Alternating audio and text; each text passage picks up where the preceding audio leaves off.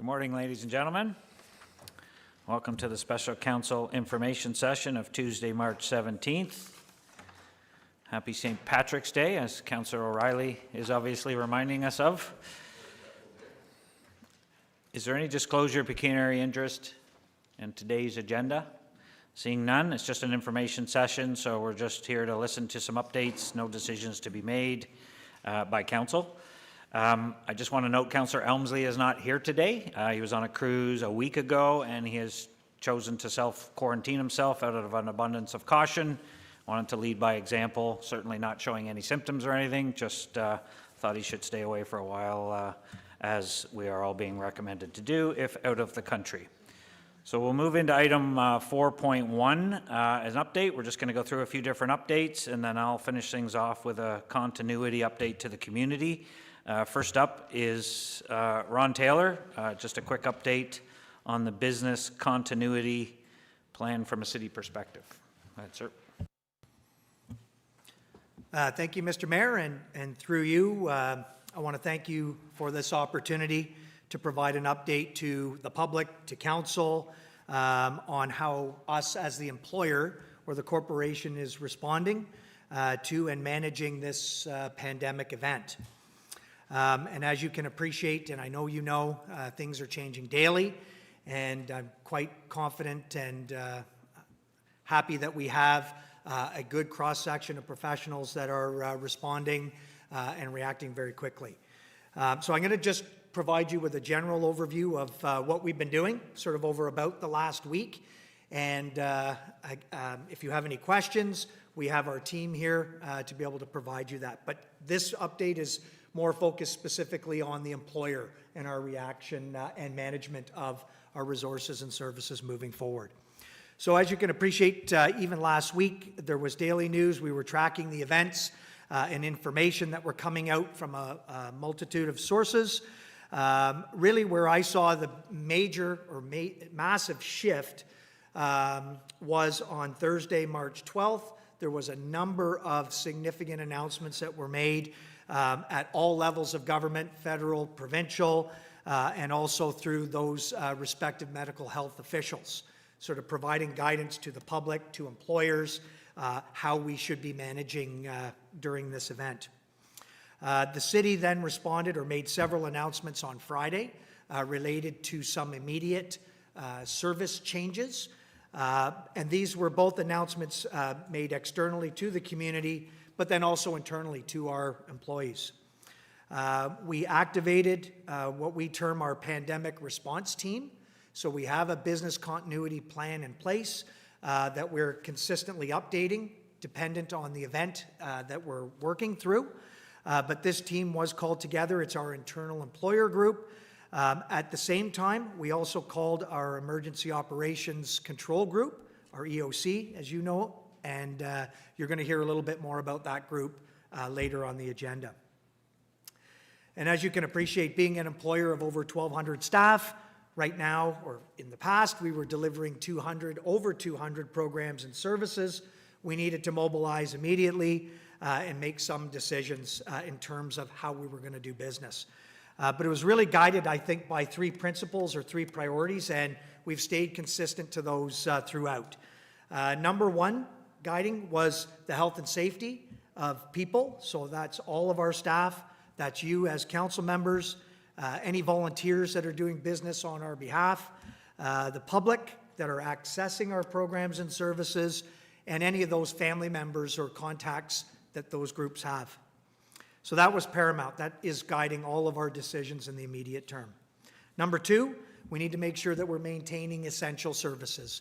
And you're going to hear later on in the agenda, particularly through the mayor, how we're managing those essential services and moving forward on that front. Thirdly, or the other priority, we don't know what we don't know. We don't know if this is going to be 2 weeks, 2 months, or longer. And so we have other services. They may be deemed non-essential, but they're important functions that we do as a public municipality. So we need to make sure that we're constantly looking forward and making sure that the business isn't disrupted on a long-term basis. So these are our three sort of guiding priorities. We're going to continue to make sure they're all top of mind. As I mentioned, the Mayor is going to talk about our community response in particular, and detailed service continuation and disruptions. And I can assure you that this is going to be ongoing, and we'll have regular updates. On the agenda as well, you're going to hear about our communications, sort of how we're communicating internally, how we're going to be communicating with you, and how we're communicating with the public and our partners that are also delivering messages through this event. Our pandemic response team I mentioned, so our employer team, co-chaired by me as well as Director Stover. We're working on basically a daily basis right now, and with our senior management team, most are here or represented, other corporate services reps and staff, and we're going to continue to work with our departments and staff on an ongoing basis and manage our resources to make sure that those essential services are maintained. I also want to assure you, you'll hear it, I'm sure, from other speakers later, our essential emergency services, paramedics, fire and police services, they need to make sure that we need to make sure they're constantly resourced and can manage in the immediate term, and I'm quite confident that they're able to do that, and those leaders are here today as well. As staff, we're also going to work with our contractors, so we have some services that are delivered by third parties, or we have major projects that we're committed to and we've been managing, and I know you appreciate we're going to try to balance sort of the priorities I mentioned before, but at the same time keeping the business driving and moving forward. We're going to, as an administration, we're going to continue to make decisions based on the best information that's available to us at the moment or at the time, and I will assure you that, again, our number one goal is to maintain that essential service. You're going to hear about meetings coming forward, or lack of meetings in the immediate term. There's a council meeting on Thursday where we're going to tidy up some business. The Mayor will talk a little bit more about that. One of the things from an administration standpoint, because we're suspending certain meetings, we will be recommending or asking council on Thursday to provide some delegated authority to staff, to me in particular, as you would do similar in an election mode standing, so that we can continue to make decisions, at least in the immediate term. So happy to answer any questions about that.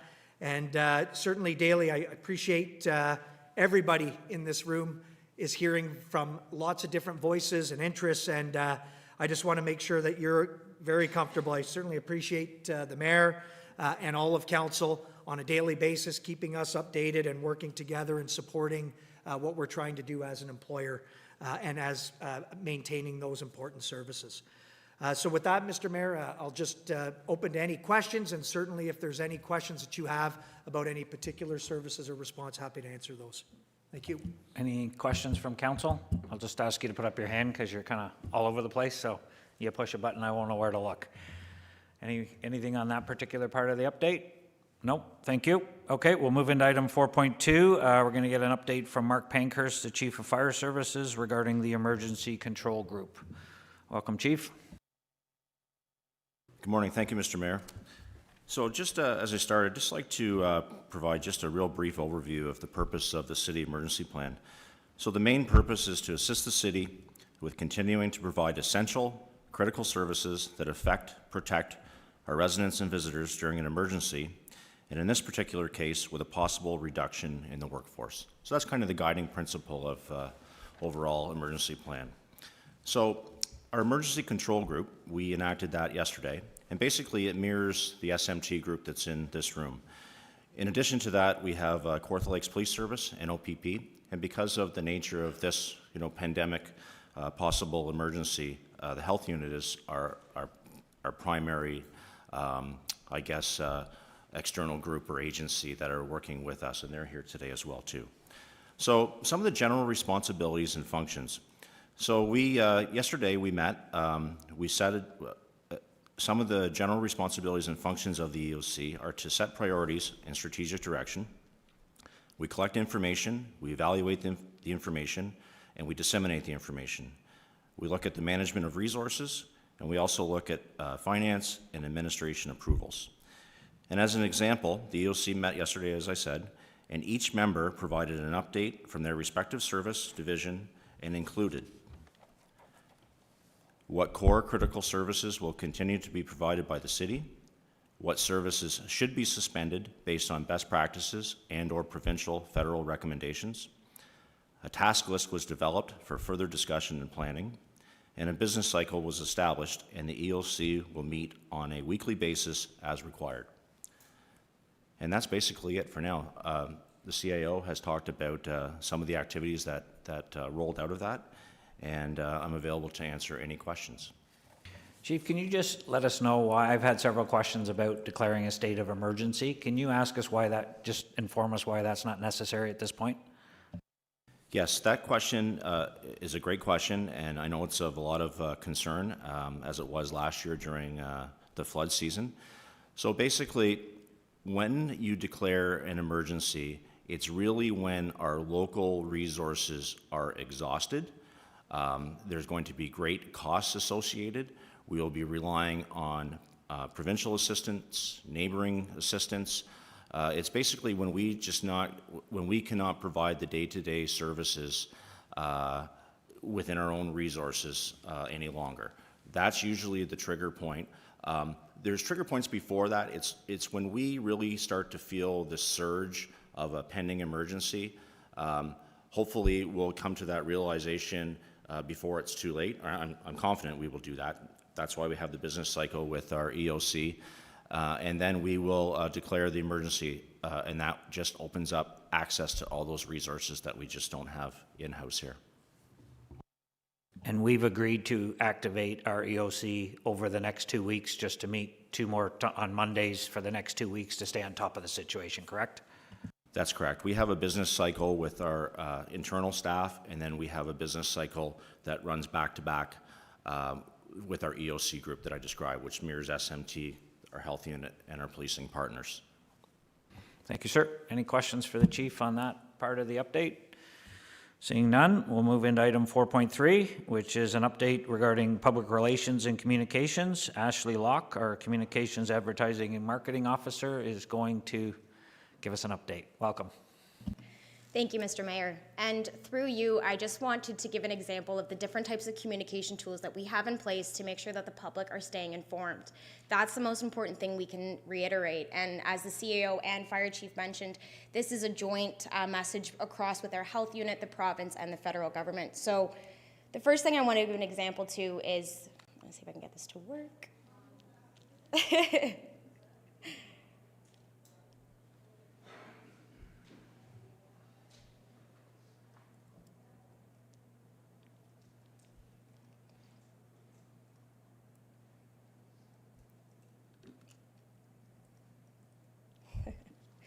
So as I mentioned, things are changing hourly, and it's vital to ensure that you're staying informed.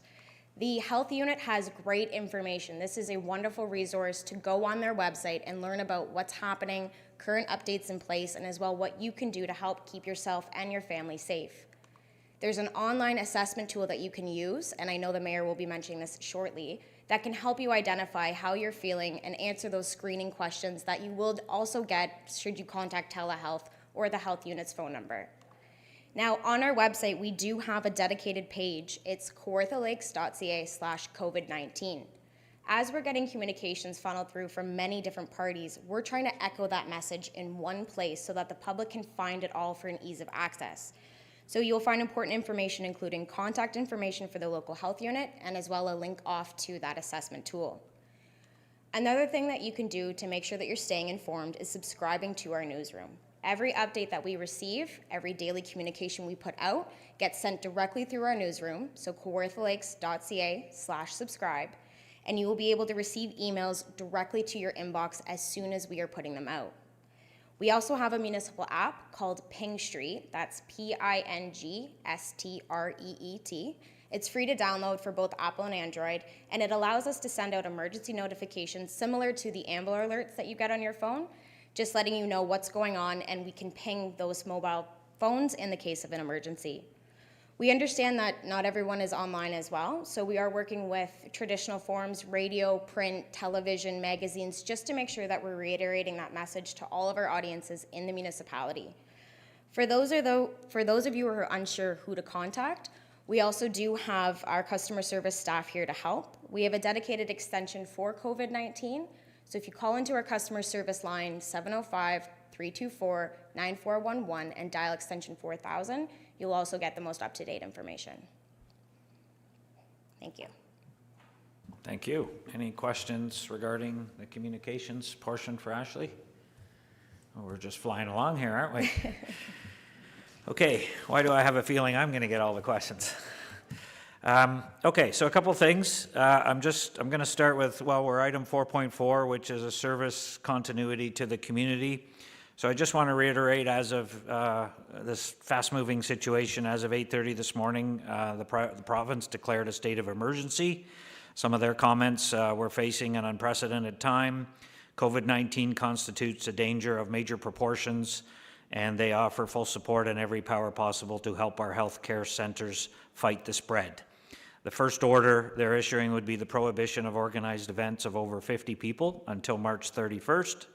The following establishments are to be closed immediately: all facilities providing recreation programs, all public libraries, all public schools, all daycare centers, all bars and restaurants unless they provide takeout and delivery, all theaters, including dance and cinemas. All of those of the above are to be closed immediately. What this means is this is not a provincial shutdown. The vast majority of businesses will not be affected. The health and well-being of every Ontarian must be the #1 priority, and the Government of Ontario is taking every step possible to take the right measures while our system is strong and to ensure it remains strong in the days and months ahead. They want to ensure calmness, and no expense will be spared to protect Ontarians as we work our way through this virus. So that's a statement from the province as of 8:30 this morning. I'll move on to some municipally what we're looking to do. From a municipal point of view, all our essential services will obviously continue. Safe water will always be a top priority in the city. There will be no compromises made in any way regarding our ability to provide safe water to our residents. Road services will continue. Half loads are in effect and will remain in effect, and winter control or events and spring flooding will all be managed through our Public Works Department. Curbside waste pickup will continue as scheduled. Public access to all landfill sites will be closed as of the end of today until further notice. They will be open to approved contractors and will continue to receive septage, however you want to pronounce it. Lindsay Transit will continue on a regular schedule for now. We recognize the importance and the need for this service. We will be doing enhanced cleaning of the buses as a precaution, and we will be waiving fees for transit for the protection of our drivers and riders. People need to know that we cannot guarantee minimum separation distance on a bus. It's not possible. The limo service will continue, but only for medical priority calls. Personal task request bookings will be discontinued immediately, and fees will be waived as well for this service until further notice. All city buildings in the city of Kawartha Lakes will be closed to public access as of end of day today, Tuesday, March 17th, until April 5th, when we will reassess the situation. All community halls and all centers in the city will be closed as of end of today. All service centers will be closed to the public as of the end of today. And all fire halls will be closed to the public and be available, obviously, for emergency services only.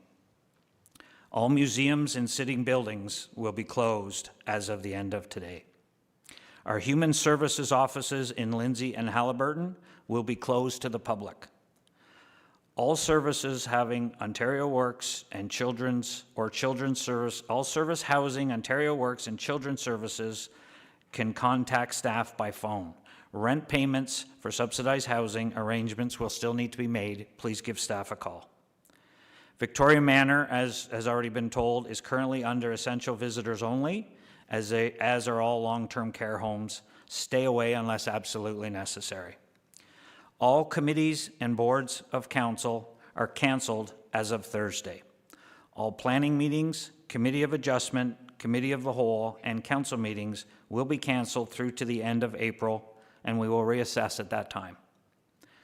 We are moving next Tuesday's regular council meeting to this Thursday, March 19th. This is to wrap up some existing council business only.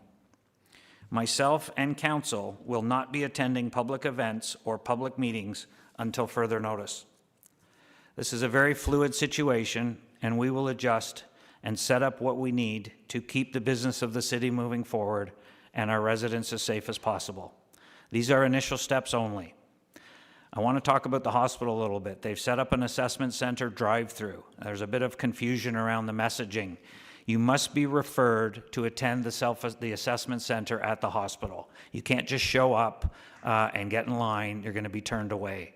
So you either need to be referred through our local health unit or by doing a self-assessment, which you saw the form online earlier. We have it on our website. Fill out the form. At the end of the form, it will tell you whether you need to report or not, and it will give you that opinion, and then and only then should you be attending the hospital self-assessment drive-through. That will be online on our website as of today. Other than that, this is today. Tomorrow is tomorrow. We will see how long this goes, but we as a community have to make these sacrifices to protect the most vulnerable in our community. Most of us won't get sick or show symptoms even if we do. That doesn't mean we don't have a responsibility to try and protect everyone. Some will say we are overreacting. I sure hope they're right. I would rather be criticized for overreacting than wait and as a result someone's mother or father falls ill or worse. We will get through this. I have full confidence in the teams that we have in place, and our healthcare providers are all stepping up to the plate. Thanks for tuning in today, and don't hesitate to reach out to our customer service if you need clarification or you have any questions. We will continue hourly to monitor the federal and provincial updates, and the health unit continues to be the main point of contact for information regarding this virus. Is there any questions regarding anything I've talked about here today from council? Councillor Riley? Just a microphone. Just a quick one, Mr. Mayor. If there was a provincial or a federal update that precipitated or caused an emergency council meeting, would that just be at your request after the council meeting this Thursday? Sorry, I'm not understanding. Well, say if something came down from the province or something that would affect our municipality and municipalities of Ontario to necessitate a council meeting, that would just be like after Thursday, that would just your call, and the CEO and the emergency services would call that? Yeah, if necessary, we can call an emergency council meeting with 24 hours notice. We're also exploring other options, phone in, Skype in, are there other ways we can conduct meetings if needed at this time, but we only need 24 hours notice if necessary to call an emergency council meeting, and we will do so if required. Yeah, thank you, Mr. Mayor. Just a quick question. The CAO referred to delegation of authorities and so on and so forth. So it's a joint question. Number one, I'm going to assume that'll be discussed at the council meeting. And number two, could you give me an example of what we're talking about? I'll turn it over to the CAO. Through you, Mr. Mayor. So number one, the fact that there isn't another meeting until at least May after Thursday. I'm recommending, or was recommending through to the mayor, that you should at least delegate some authority to continue with business. So for example, if we were committed or needed to make a commitment for procurement above what would be typical sort of procurement sort of levels internally versus council approval, I could make those determinations, similar to when council is, let's say, in a lame duck circumstance. So I would be recommending that you delegate the same authority in that circumstance. It talks about hiring and firing of officials sort of throughout the city in certain levels. It talks about certain land transactions that would exceed $50,000. So it's the typical sort of parameters, but the main one being to have some delegated authority for critical procurement decisions. In that process, like we have in the past, in delegating that, I've always committed to updating council or keeping council informed of what those decisions are. And certainly, I know in speaking with the mayor, we would continue to make those decisions in the very immediate term in tandem, and then update council as that occurs. And that'll be spelled out clearly on the report that comes on Thursday, so we can, if you need to get into more details, I think it'll clarify it pretty clear. Yep. Just, I'm in the building trade, so I'm going to ask a question that I've been asked already. Building inspectors, will they still be on the job doing external inspections going forward? So through you, Mr. Mayor, so great question. So in general, so we've challenged departments to look at maintenance of service, important service, and essential service. And so as of yesterday, I've had some updates with respect to important services that we want to maintain. So we're looking at protocols to maintain building inspections, fire inspections, water shut-off and inspections in the immediate term. We're likely going to be building different protocols, so it'll be by appointment only. We will have certain protocols for staff when they're entering premises, but we are looking at least in the immediate term, maintaining that. Now, we may be suspending certain types of inspections, particularly where there are existing dwellings where there are occupants already, but for new builds, ones where there isn't a health and safety concern, we would be trying to continue that operation. So, yep, go ahead, Councillor. Yeah, it kind of brought up another question. Certain departments or certain endeavors, I guess, there's time limits in place, such as planning, for example. We're not going to be meeting again. Planning meetings aren't going to be happening for at least 6 weeks. Time extensions. Will this extra authority allow you to extend those time limits that are imposed upon outside organizations? Because they're not going to be able to deliver and have discussions with our planning staff, from what I'm understanding, about upcoming issues. Could have an impact on them meeting their requirements to do certain things and us meeting our requirements to do certain things. Could you just sort of expand on that? Sure. So through you, Mr. Mayor. So you're describing again what I would characterize as sort of important services to maintain versus essential or non-essential. So I know that the planning department and staff are looking at options. As you can appreciate, right now we've got fairly significant constraints in place over the next almost 3 weeks. So meetings, decisions of that nature are going to be suspended. There are applications or projects that are in the queue, if you will, and we're going to look at sort of maintaining business as best possible, but at the same time sort of recognizing what staff resources we have or third-party partners externally that we have. But we will be continuing to look at sort of options to maintain at least those that are already in the queue. And I'm sure we will have sort of further guidance in the coming weeks. And certainly in April, although we're not having meetings, we're going to be trying to maintain those sort of core non-essential services in the meantime as well. So we have the health unit here, we have the fire paramedics. Is there any questions regarding any of those services that, while everybody's together, that anybody would like to, Public Works is here, get clarification on? Yep.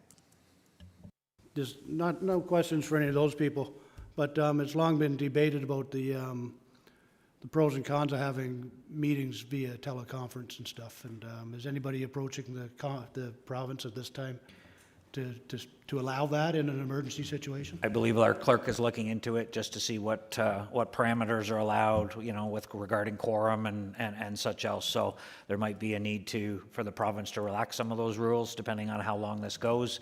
I know that they're on it and they're just finding out the details, and we'll certainly keep everybody posted the best we can. Councillor Ashmore? Through you to the CAO. I haven't been asked this, but if people are having difficulty paying their rent payments to social housing, or their property tax installments, say for example, if you're on contract and you can't earn income and you're going to be late making a payment, you're going to be given a penalty, but will those penalties still apply? And as usual, if you're late paying your taxes, or you have some difficulty trying to pay taxes. I'm glad that's directed at you. Through you, Mr. Mayor. So in the very immediate term, we're still sort of managing our business as usual, if you will. Maybe unusual in terms of the resources to support it, but certainly those payments we would still expect to occur. You had heard earlier that there are alternatives or other ways to either contact staff or work with staff on the details. And I hope, and I'm sure you can appreciate at this point, we are also monitoring that if this event continues on, we certainly recognize that there are going to be ongoing hardships on families and on the public. And so we would be bringing back to council other opportunities or transitional type recommendations to assist our citizens. But in the very immediate term, the next 2 to 3 weeks, we'll say it's sort of business as usual, but with alternative contacts at this time. Any further questions? Seeing none, thank you. Thank you all for coming, and who's ever tuned in. CAO, myself, Chief Pankhurst, I'll put Mr. Rafton on the spot, our paramedic chief, and say we'll be available in the Victoria room for a few minutes afterwards if anybody and maybe the health unit, if anybody wants to have any questions or concerns about anything that we haven't covered here today, we'll do that now. Other than that, we'll adjourn, and I appreciate everybody coming, and we'll keep everybody up to date. I've been in contact daily with our MPP, Laurie Scott. She's been updating me on the province, so we'll continue to keep those forms of communication open and pass on to everybody we need. I know our communications department has got a good handle on this right now. We're putting out the message the best we can, and we will continue to do that. And in the meantime, everybody stay safe. Thank you.